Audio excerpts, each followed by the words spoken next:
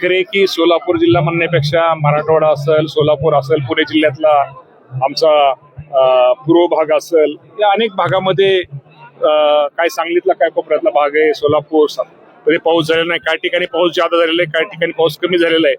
या बाबतीमध्ये आता आपण वाट पाहतोय की पाऊस लवकरात लवकर पडावा. धरणं तर सगळी 100% भरलेली आहे. म्हणजे कॅनल चालू आहे, कॅनल तर तेवढेच आहे. त्यामुळं शेतकऱ्यांची मागणी वरच्या फाट्याला पाणी लगेच द्या, काही लोकांची खालच्या फाट्याला पाणी द्या. कॅनल तर आपल्याला मोठा करता येत नाही आणि धरणामध्ये पाणी आहे, परंतु शेवटी आपल्या कॅनलची कॅपॅसिटी कमी असल्यामुळं पाण्याच्या बाबतीमध्ये शेतकऱ्यांना अडचणी ह्या येत आहेत. आता एवढंच आपण पांडुरंगाला आता पाहता आलोय. आपण सोलापूर जिल्ह्यामध्ये पांडुरंगाला साकडं घालू, लवकरात लवकर पाऊस पडू दे. आणि पाऊस जर चांगल्या प्रकारचा झाला, आपल्याला इतर ठिकाणी आपले जे तलाव आहेत, आपल्या तलावामध्ये आपल्याला पाणी भरता येत, तलावात नेहमीप्रमाणे आपल्याला तलाव भरता येतील. दिसतंय तसं नसतं, यामध्ये फायदा होतोय. साखर 75 रुपये गेली, पण कारखान्याकडे स्टॉक किती आहेत?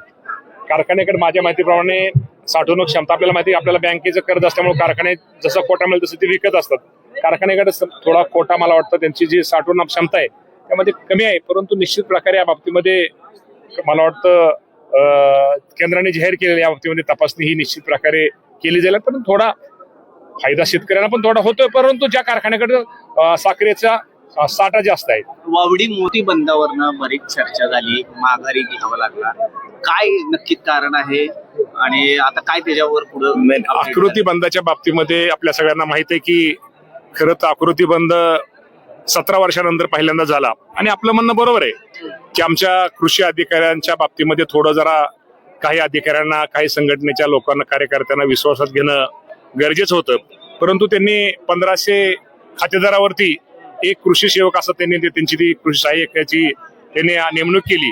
खरं तर आपल्याला माहिती आहे आपल्या भागात ठीक आहे, परंतु विदर्भ, मराठवाडा, कोकण, काही भागामध्ये आपल्याला माहिती आहे, डोंगराळ भागामध्ये की संख्या ग्राहक म्हणजे संख्या एकच शेतकऱ्याची संख्या त्यामुळे तिथं ती सेवकांची संख्या तिथं कृषी सेवकांची तिथं कमी झाली. त्यामुळे खरं तर तो उद्रेक सगळ्या सेवकांचा होता आणि काही ठिकाणी जादा आणि काही ठिकाणी कमी अशी सेवकांची आकृती बंदामध्ये संख्या झाली होती.